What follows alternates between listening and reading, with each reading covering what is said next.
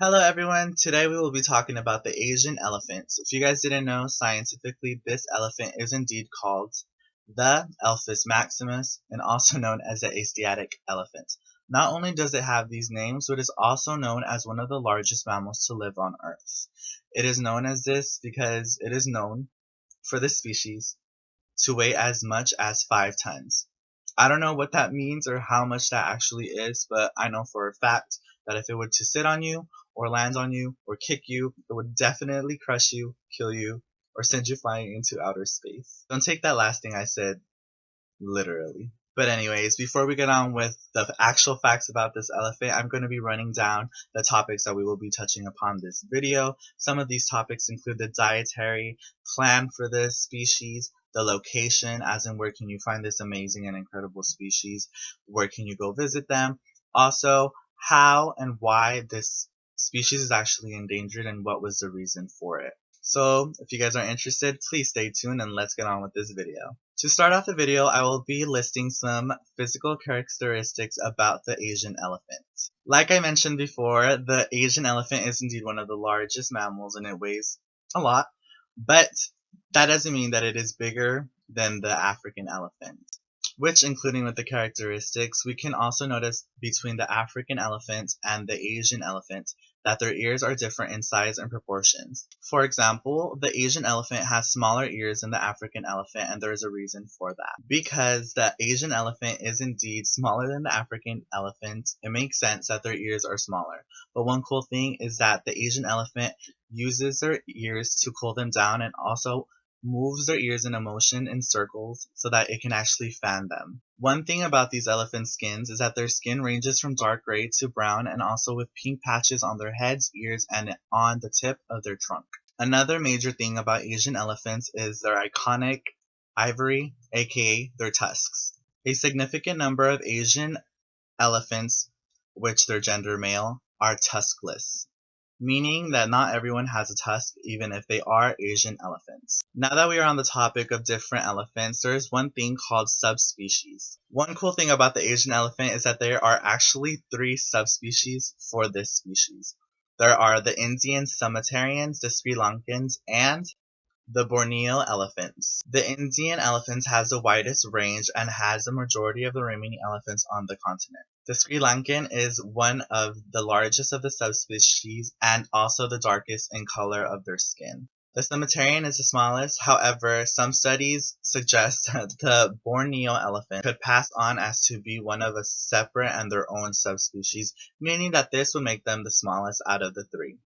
Also, for the Borneo elephants, it is known that they have a more rounded babyish face, larger ears, and longer tails than the other subspecies of the Asian elephant. Now that we are on the topic of subspecies and population, let's talk about how these elephants originated and how they are everywhere located in the continents of the Saharan Africa, deserts, and also in how they are in the half of Asia. It is known that these Asian elephants love to live and inhabit grasslands, tropical evergreen forests, and semi-forests which are moist, and deciduous forests, also known as dry places, and they are usually in the scrublands and also in the forests known for the dietary needs of these species and the Asian elephant. You can find these Asian elephants everywhere from Thailand, China, south of the Himalayas, and also these Asian elephants are considered forest animals, which considers why they're around rainforests, drylands, and all of the above that I just mentioned. Moving on from the Asian elephant's range and its location, let's continue on with the dietary needs for these species to survive. It is known that these Asian elephants need an average of 150 kg per day to survive. One of their main sources of energy and main sources of dietary is that they munch and eat the grass around them. But grass isn't the only thing that they eat. They eat amounts of bark, roots, leaves, and stems. Some foods that they actually enjoy eating that might cause some conflict between humans and Asian elephants, it's bananas, rice, and sugarcane. Not only do these Asian elephants eat, they also indeed need to drink their water just like us humans. Also, just like us humans, we only drink fresh water and not salt water. Aside from the dietary needs of these Asian elephants, let's move on to the population and its decrease in this species.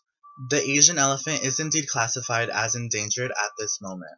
The population of this animal has decreased an estimated 50% over the past 75 years, which according to the research that I have done, it is said that only 20,000 of 40,000 elephants, Asian elephants, are left in the wild. It is also known that the fault of this endangered species is because a large portion of humans now live near the population of the Asian elephants and their habitats. Habitational loss is huge for these species because this is where they live and this is where they find their dietary needs to survive, which if we're starting to use their land and where they live, it's basically cutting off their life cycle, which means we are the ones declining the species and their population. Not only is it the lands and the dietary needs that are killing these poor species and Asian elephants, but it's also the hunting of their tusks and their ivory, which it is said that 30,000 are killed each year just for their iconic tusks. Now that we are on the life cycle of these elephants, let's mention how long the lifespan of these elephants are. These species live up to 60 to 70 years. Just like us, it is known that we are nurtured by our parents, and just like us, the Asian elephant species also needs to be nurtured by their mother, and it is said that they aren't let go into the wild after 4 years, up to 3 years, until they are ready and have been nurtured all that time by their mother. Of course, there are many more facts about the Asian elephant and this species and how incredible and amazing they are, but I really hope that this informational video helped you guys get an idea of the Asian elephants and how they live and how they are surviving and why they are endangered, and maybe see how we can help this species to survive and grow more and more so that way they can get out of the endangered list. Thank you guys so much for watching, and I hope you guys enjoyed this video.